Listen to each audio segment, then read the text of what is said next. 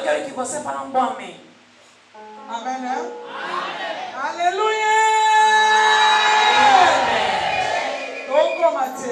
Não estamos a chegar lá. Aussi longtemps que tu es Enquanto que já comemos, como devemos chegar.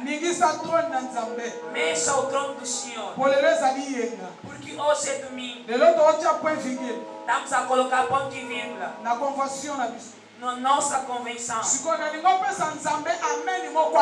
Eu quero que você dê a Deus um bom amém. Aleluia!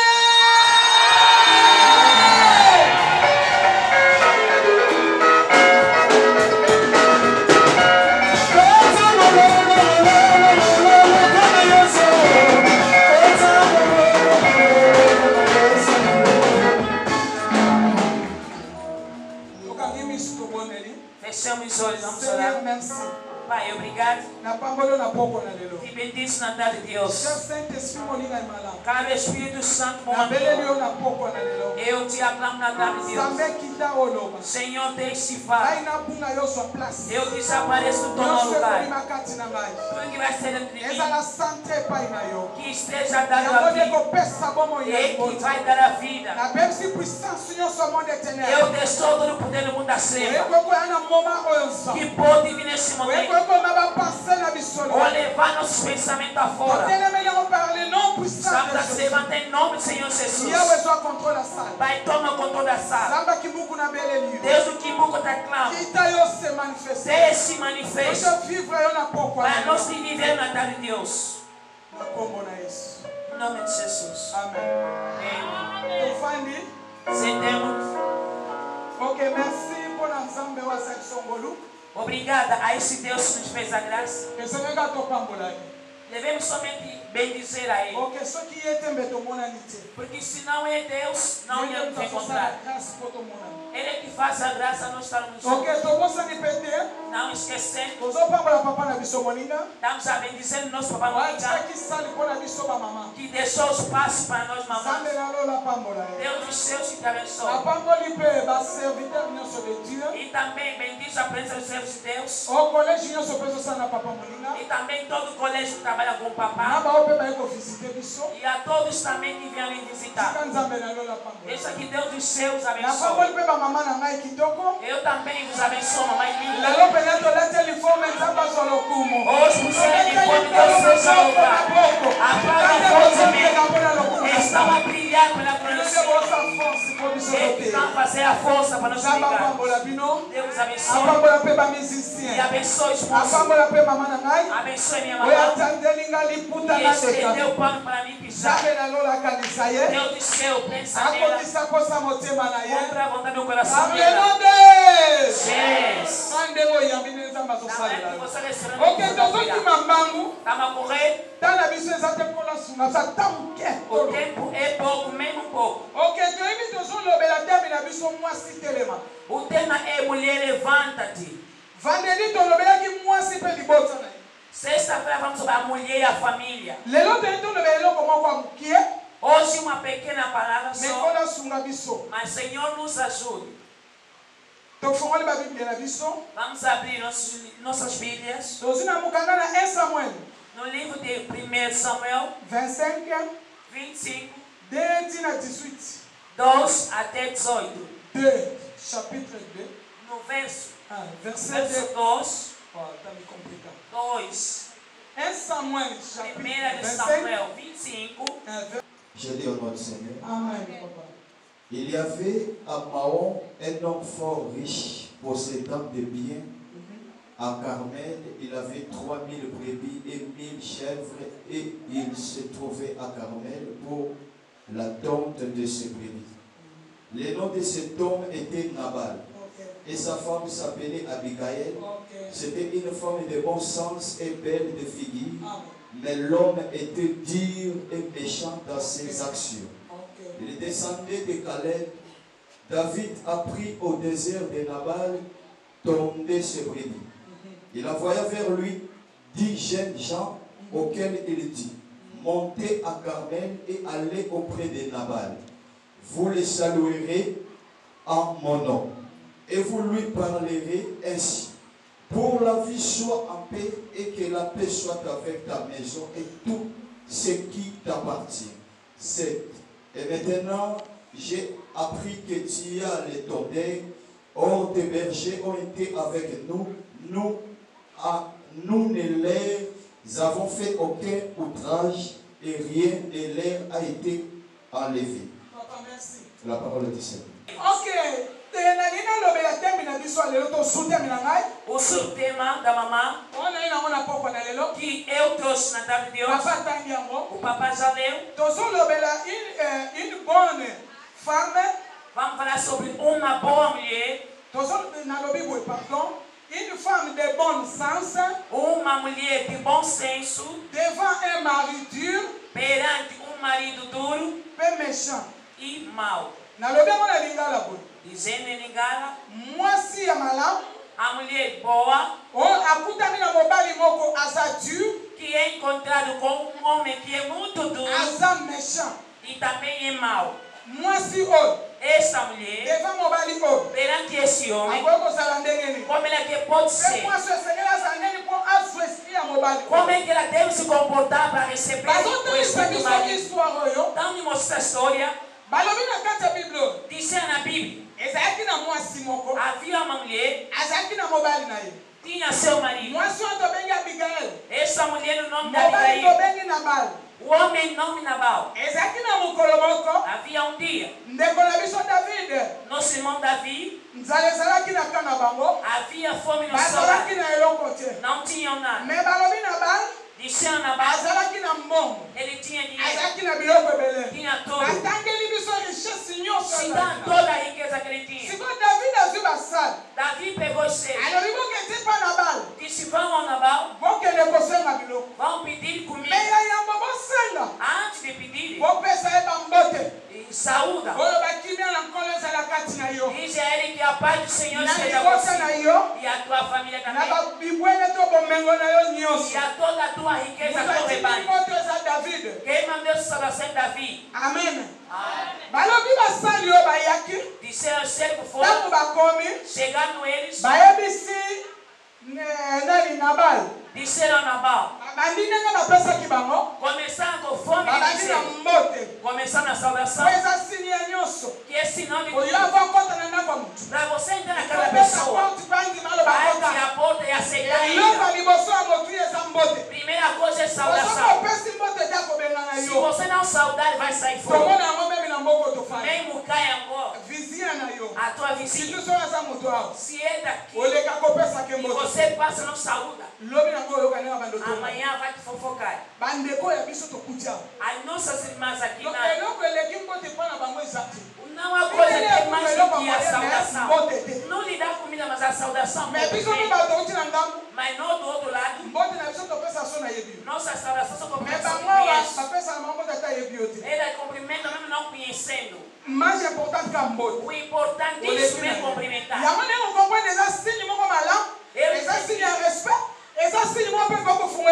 Esse sinal bom de respeito que pode abrir as portas. Davi é inteligente. Antes de começar a saudação, eles vão fazer alegria para eles oferecer. Afinal, se mentiram. Falando que ele era mau mesmo. Ele é mau conforme o nome dele. Quando chegaram, lhe saudaram e lhe falaram de todas as maneiras. Ele negou. Eles também não responderam na força. Chegando, ele levaram aquele relatório. Explicaram Davi. Se vendo na Bíblia, embaixo,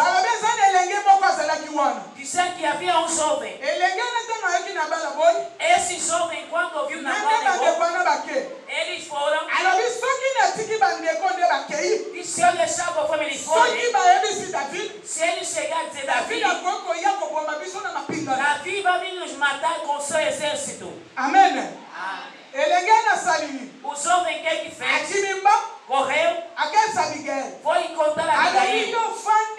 Se você está aqui, Davi Davi mandou pedir alimento. Na bala boy. Na bom nego. Mais nana zo yeba. E eu sei. Ndenge bango bake. Conforme ele fora. Yeba retourne na bango. Saiba que o retorno. Tokufi na biso. Vamos morrer aqui. Amen. Amen. Siko yomi tia na place ya Abigail. Agora se coloca no lugar dela. Omengo ezali ya bino. A riqueza é vossa. Siko mundo eko senga. Venham pedir. Soki papa boy na ye. Se o papa negar, Est-ce que ça mabe? é mali. Pesa ngeya. Responda. Omengo ezana. A riqueza é meu. Yo yo bosenga na. Você deve me pedir. Na pimeli yo. Eu não quis dar. Eza mabe? É mal.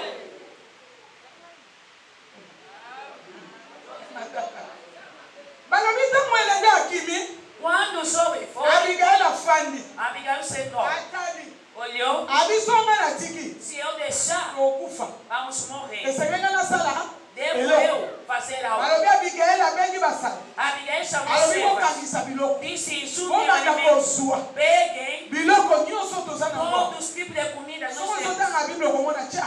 Você vai ler a Bíblia, vai ler. Mas disse isso. Ayebisani na Nabali te eloko ye azosala. Não disse a Nabal que ele estava fazendo.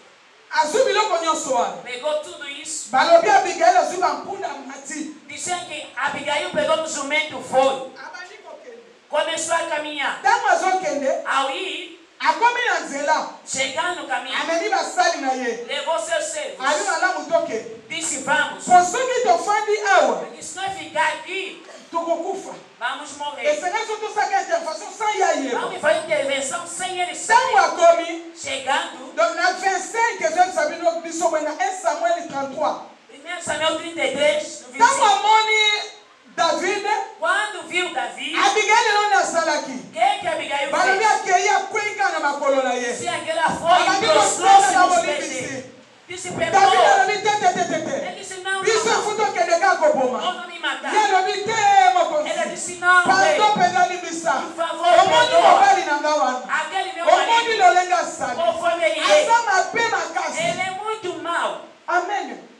Me atalaki mabe mobali. Mas não viu a maldade do Mais marido. soki natanga na biso. Mas no nosso tempo, Nalobelaki yango vendredi. eu falei, você Okoloba sabe. atika baboma ye. Ah, deixa ele Siko matar. yoga 33 ndenge ezoloba na Agora biso. o 33 diz, David azoloba na Abigaili. Davi diz a Abigail, Mayele na yo a tua sabedoria ekumisa yo seja louvada a mpe ti epambwama. e também te abençoe. Mayele na ye ezala nini? A inteligência dele Ekumisa ye. para To glorificar ela. mayele oyo ya mwasi oyo tozoloba telemi na pokwa na lelo. A sabedoria dessa mulher que Eva se mobali hoje. oyo aza mobali moko aza matata. Perante um homem que é Me mau, mwasi oyo atali matata na ye te. mas essa mulher não alingi tinha koyeba vontade. te kesoni nasalela koya Não kobeta quis masai. saber sinal se Baza balibali ela mosusu kosali bongo ye abeti a yo. outro homem se Mais fazendo Abigail bater. asinye eloko Mas oyo. Abigail foi. Alobi non. Não, Nga na kopanga ye te. não vou lhe Mesi temer. liboso nabanga nanu nzambo. Devo temer a Nabanga Deus. mpe David opo E asali temer esse Davi. Mais esengeli nga nasala nini? Devo eu fazer Na mesmo. defendre na mobali. Defender meu marido. Nayebi te soki yo po defendre na Não sei se mobali. você defende meu marido. Na ou não. histoire aboye. Nessa Nayebi te história, yo osomi tyawa. não sei se você Tala está maloba oyo bakumisi mwasi oyo. ouve essa frase, essa Soki mulher foi mwasi asalaki louvada. boye te. Se não Akomaki fizesse kolonga isso, te. não ia Yango vencer. bazoloba na biso. Por isso ele diz, Mwasi oyo amayele. a mulher ye sábia azokonga. constrói. Amen. Mobali ezala dur. Um homem ser duro como não, Yo ozala mutu oza wana mpona kodefendre fi na ye. seja uma mulher Mpe a koyeba defender, kobomba kobatela fi na ye. protegendo a vida Eza na dele. mingi mpe lelo tozotika. Há muitos estão a deixar. biesi mibali na biso baza mabe. Se bem que nossos homens Na são lolenge na maus, bango. na sua Me maneira, tozoba kodefendre mas não bango. dá a saber defender. eloni nazwi na kati ya leson oyo. O que eu peguei aqui mwasi nessa abikala lição? sepelisima makasi. Essa mulher me alegrou soki muito. tozalaka boye biso nyonso Se mokili nós boye. todas as mulheres somos mokili assim, eza kobeba te. o mundo não está Me mibali na destruído. biso mpe bakufaka te. Nossos homens não iam tala morrer à nazwa toa. mama moko.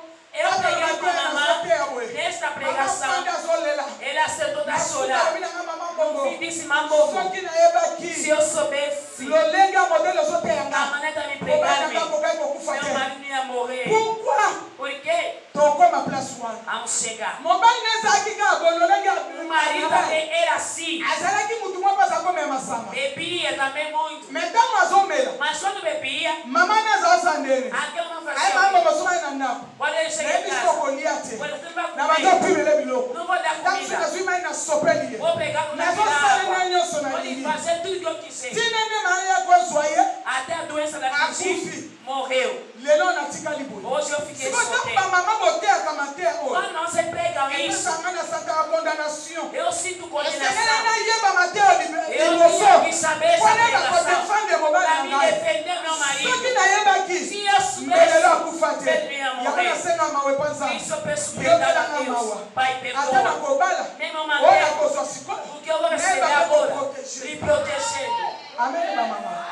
Isso para mamãe te proteger. Nós como é que protegemos? Que só papai sabe o lengue. Pode ser papai como? Mamãe tem o poder da palavra. Para você receber a lição. Nessa lição. Três palavras somente. Bom senso. Donc, bon senso bom senso é aquela mulher boa. Uma mulher boa mesmo. Todos os domínios da vida. Estamos na dureza. Esse é duro. E também mal. Dizemos a raiva. A pessoa má é a ira. Essas coisas é que se encontrou no Nabal. É você hoje aqui. Você é Abigail. Então, mas tem Nabal. Se você se encontrar com ele, a Bíblia me mostra. Diz assim. Dentro da Abigail. O que fez ela defender o marido é porque ela amava o marido dela. Amém. Ela tinha o amor perante o marido dela. Sabe que alguém quando tem amor, mesmo que a maldade, vai cobrindo isso. Vai querer mal não. Ele vem mal. Mesmo que aquela pessoa é mal.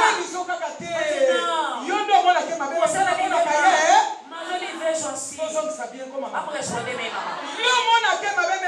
Você lhe vê mal, mas eu lhe vejo bem.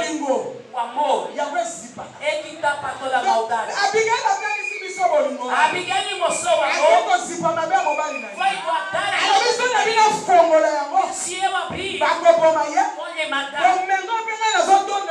E esta mulher vou fazer essa igreja. Eu vou fazer e tapado. Davi tirar essa ira. Receber o que eles queriam. Quando eu não voltar, eu vou lhe falar. Não sei se você tem o amor do teu marido. Segundo ponto. Deve ter respeito perante o marido. Que seja o nome dele. Que seja a sua maneira. Respeita ele. Não é ocasião de você aproveitar.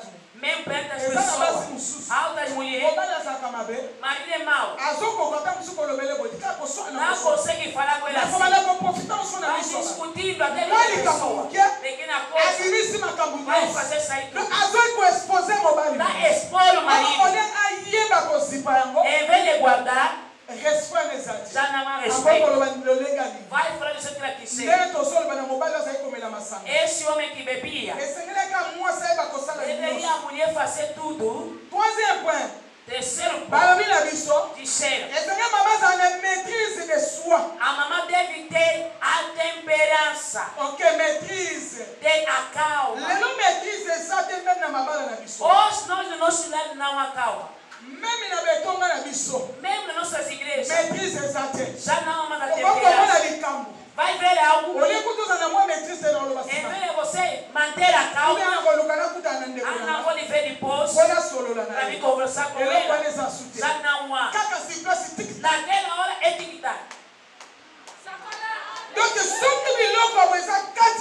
Se há isso dentro de tira isso. Fala, mas se tem vamos nos preparar em tudo. Tenha a temperança. Mesmo na igreja do Senhor. Onde as pessoas reuniram. Botava a mulher. Não é só sobre ela. A mulher que é a igreja de Deus. Então nós esperamos o noivo. Podemos ver o nosso marido. Mas o importante é nós ver. Eu sei que eu sou que eu vou manter com ele. O caráter de Deus é o marido físico, vamos fazer espiritualmente. Ter a calma, ter amor, ter respeito, mesmo na igreja de Deus, mesmo ao homem de Deus. Respeito deve haver. Quarto ponto. Mamãe deve ter a estratégia. Procurar ganhar o seu marido.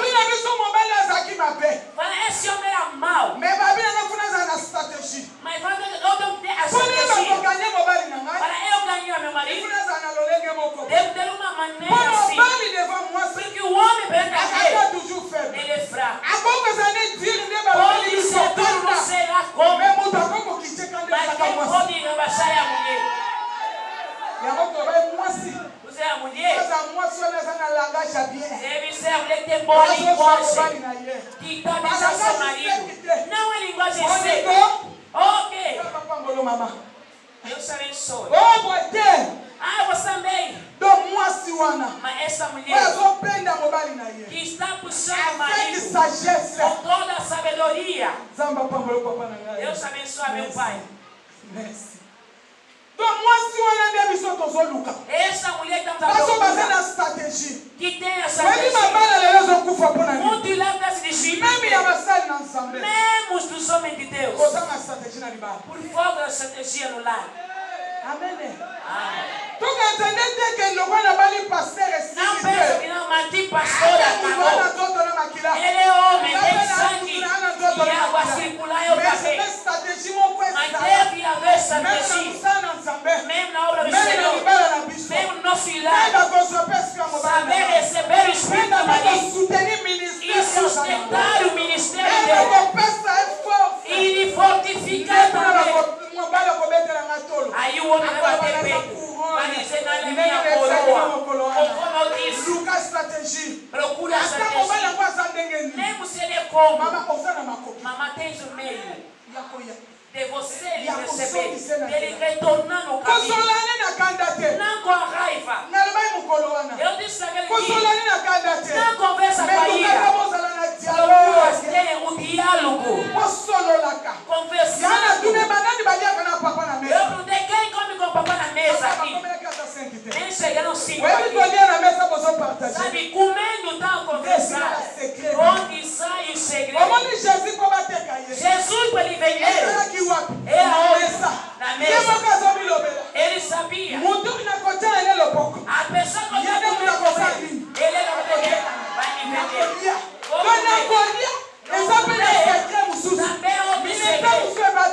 Tudo está escondido aí. Olha. Eu vou já conversar com as minhas filhas. Mamãe só me dá tira a pedra com o papai. E se tu esperar que não cozinheiro muito bem. Cozinheiro não vai pode esperar até 20 horas. Pode ligar a ouvir. 23 horas. Agora é a fome no estômago. Outro dia dormia sem fome. Ia fazer como? Agora se é você, vai fazer o quê? Você vai fazer o quê? Eu disse não. Não mata a fome no estômago. Coma um pouquinho. E aguarda. Se ele vier, pode comer carreira. Mas tem a estratégia. Se ele vir, mesmo se não comer, vai fazer que você está na mesa. E eu me meter cadeira para me dar exemplo. Eu vou sentar e dar conversa. Mesmo estou fingindo peixe. A minha vontade é que é só conversar. Mas você está na cozinha.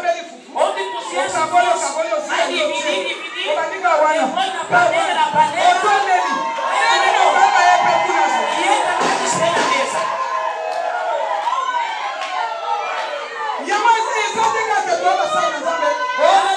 Não, os homens devem comer assim, não. A minha mãe está força. Eu sou não pode dizer. A petite vai limpar a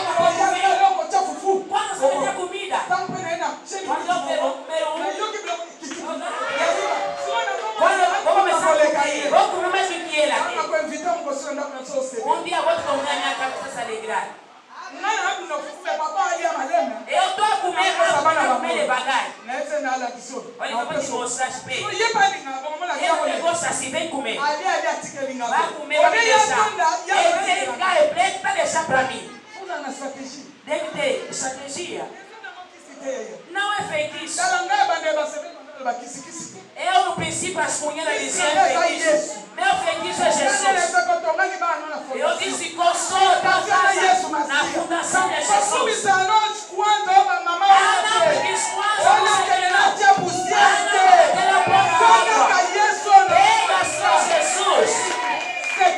O único segredo é esse. Não se imagina. A estratégia é pequena coisa. Para ganhar espírito de seu marido. Vou ir viver a meia. Vou comprar uma bota aqui meia para você. Uma boa bolsa no caminho. Vou escolher 2 ou 3. Vou engomar. Quando nós chegamos, vou lhe meter na cama daqui. Vou pegar para desconto. Eu vi essa camisa é bonita. Vou comprar. Também uma estratégia. Para você receber o coração dele. Estamos a correr. A mulher de Deus é uma pessoa de humildade perante o marido. Essa estratégia não é sobre marido, não. Na igreja. O marido que nós temos é Jesus, também é ciumento. Quando está fazendo a trabalho de Deus, tem a estratégia. Não explica. Não, papai e papai. Quando estamos a falar em todos os sentidos. O marido que não entendeu fisicamente e o marido espiritual Jesus. Quando está fazendo Deus, está fazendo uma coração a Deus. Não,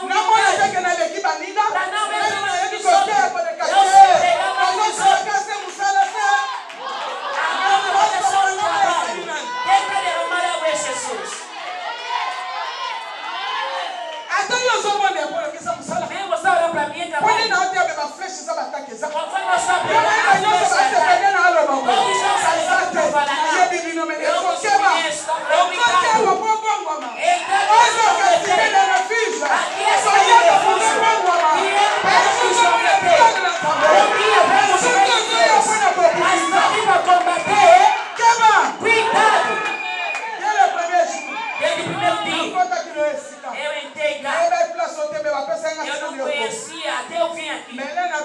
Mas quando eu saí, o que eu vi na minha casa só eu começo. Eu sabia compartilhar. Mas eu vou trabalhar até no fim de Jesus. Essa vai terminar. Essa que é outro trabalho. Eu onde passo não posso fazer mal. Me desse benefício. Não me desse Deus obrigado. Eu sei que Deus vai me abençoar.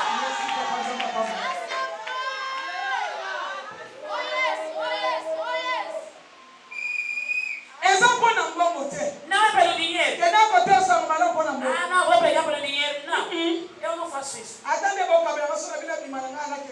Quando você está me dando aqui, não quando você vou me oferecer.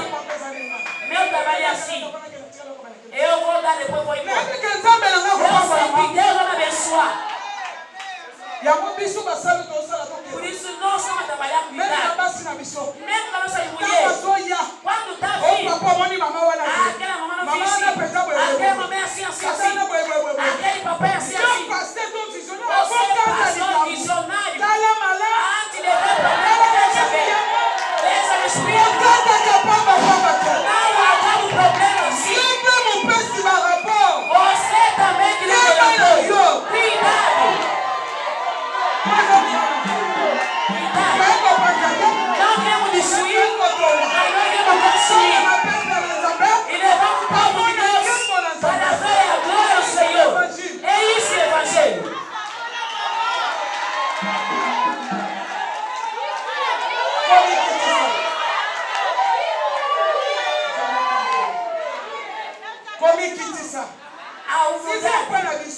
Sexto ponto. Devemos ter a vida de oração. Tendo relação com Deus. É onde é importante. Mesmo que o seu marido deve ter boa relação. Se você reza junto, tenha um só coração,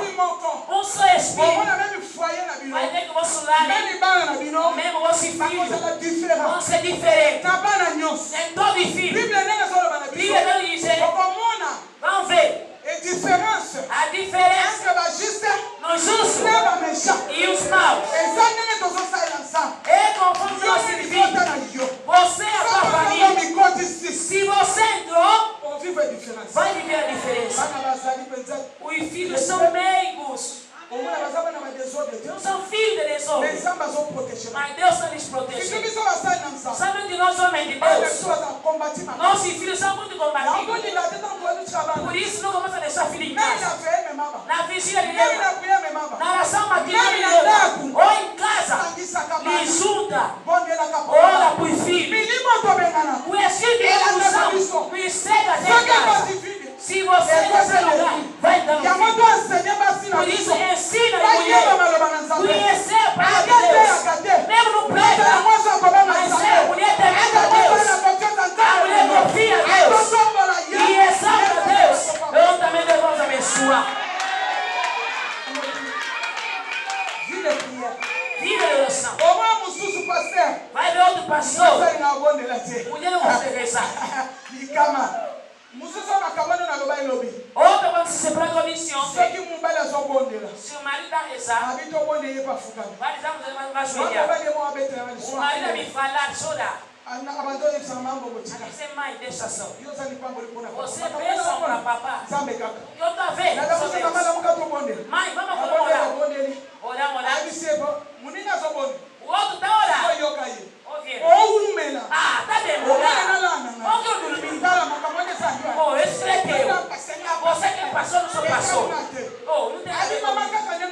Mamãe, conforme ela disse, vai subir na cama para dormir. Você que está aqui. Oh, mamãe que está no centro de Deus, sustenta. O sono não tem fim. Podemos dormir de vez em quando morrer. Mas também vamos a ver. Procura você vigiar. Seja mulher vigilante na oração. Para o inimigo não vencer. Mesmo o lar. O inimigo não vencer. Você está em cima. Mesmo que o inimigo vier. Ele vai no filho, vai encontrar uma matala. Vai no papai, vai no céu onde está no porque você tem Jesus no meio. Sétimo ponto. Tenha confiança. Confiança a Deus. Confiança a seu marido. Não queira perder a confiança no teu marido. Você está um pouquinho aí. Hoje muitos estão se destruindo. Por quê? Facebook. Ou bien téléphone. Oh, téléphone. Donc ma balle ami est basée dans téléphone. Montre là dans téléphone. Leo malila conversa. Wana no. Aquele que? Wana na soka na. Aquela voz é quem? Wana no. Oh, aquele que foi de mulher. Não sou na. Oh, tu como você? Oh, não pode conversar assim. Wana. Aí já que desconfiança. Mas quem tem a confiança no marido não vai fazer nada. Eu, pai, lhe digo até 1 hora, 0 ou 2 horas. Ele vai dizer, testemunha, eu tenho mulher. Não é diferente em tudo. Eu não estou lá. Vai orar.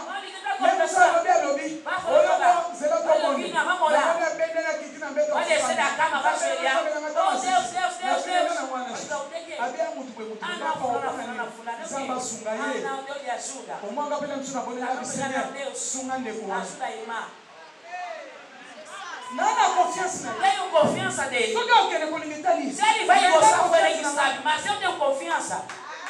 Agora o telefone pode desconfiar por quê? Aí você conversa para a nossa vida. Onde Deus ciúme minha fé. Ciúmes não tem lugar, não tem cabeça. Eu vi aquela moça que ligou. Vai me dar aquele número. Devagar. Primeiro, saiba o trabalho que teu marido faz. O importante é isso. Ter a confiança no teu marido. Saiba qual é o trabalho que ele pratica. Como os homens de Deus vão receber todos os tipos. A outra está na maternidade, na marquesa, mas não é legal, pai. Eu não tenho nada a ver. É problema com Deus. Ah, não, pai, é só duas ovelhas. Pode rezar. É trabalho de Deus. Eu devo ter a confiança nele. Se Jesus vai puxar, ele vai voltar. Ele conversa com as pessoas. Não precisa isso, vão me trazer. Aí vem cá me ligar. Oi, pai, atende o telefone. Não, mamãe está tomando banho. Não, conviga depois. Não, papá, eu liguei só para falar assim. Ele também tem confiança comigo.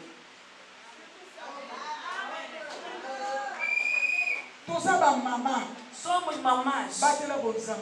Você deve guardar a tua virgindade. Havia o número de telefone. Aquela irmã ligou por quê? Aquela irmã ligou assim. E se a irmã ouvir, é bom? Se eu ouvir algo, lhe chamo. Sou mamã. Filha, vem. Não te ver assim, não estou a gostar. Talvez é inocente no que eu ouvi. Vamos proteger a obra do Senhor. Ter confiança no seu marido. A mulher, ela guarda o lar dela dentro da terra. A mulher sabe a construir a sua casa. E você deve destruir por quê? No ciúme sem sentido. No Facebook. A panela queimar. Ela no WhatsApp, na mensagem. Está rindo tanto. Eu chamo isso de distração. Eu até quando alguém manda mensagem para mim atender a mensagem difícil. Ah, se me ligar direto, vou conversar. Ah, me se mandar mensagem, não tenho tempo. Ah, mas não deixa eu ver. Eu não vi, não tenho tempo de ver mensagem. Eu não sou. Alô, vou ligar assim, acabou. Deus nos ajuda. A mulher teve a graça. Outra mulher está destruindo seu lar. Dá para pensar que é bonita. Deixa eu destruir o lar. Eu vou em outro sítio para me receber. Mamãe, daí vai. Não é a tua beleza.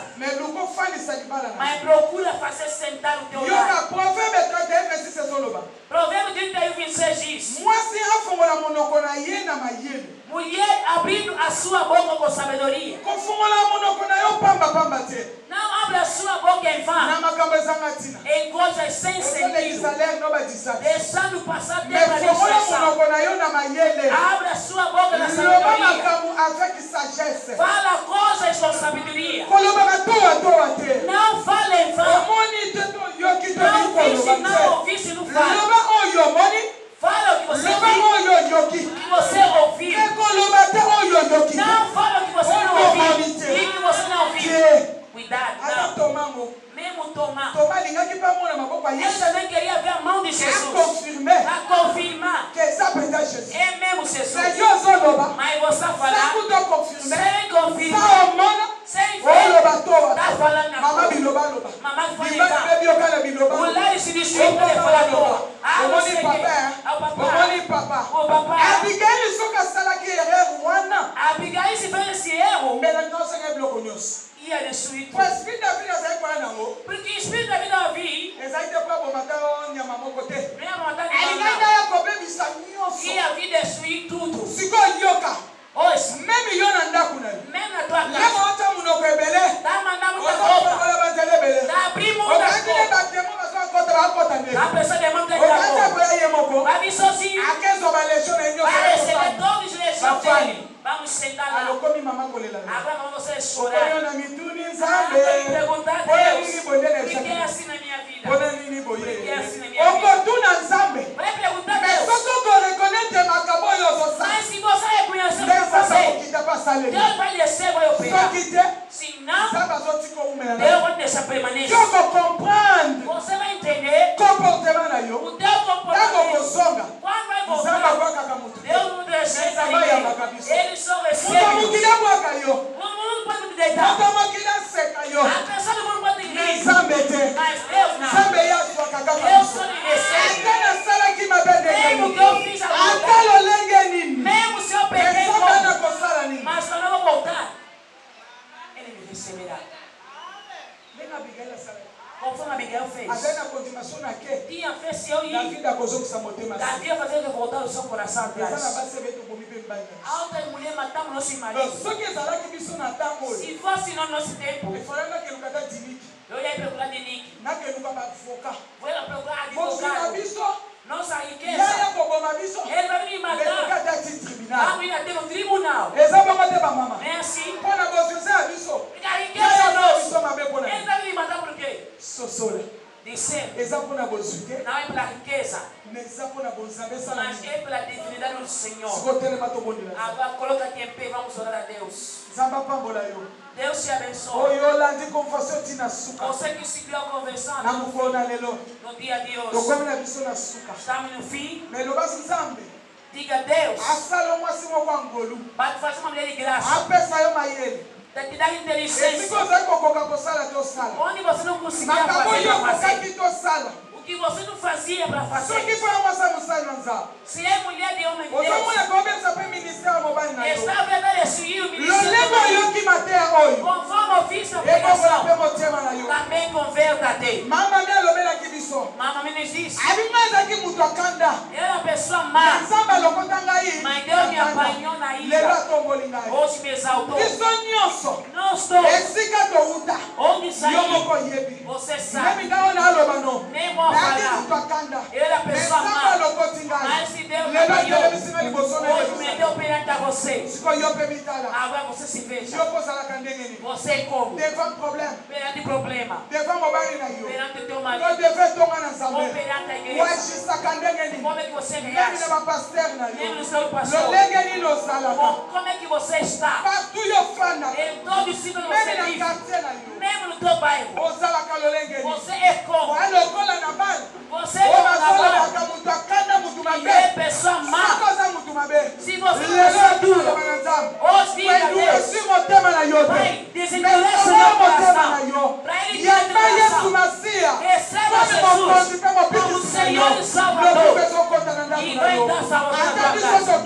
Nós saímos, mas no fim, vai deixar minha geração aqui. Tinha um Deus de Deus. Oremos agora em nome de Jesus.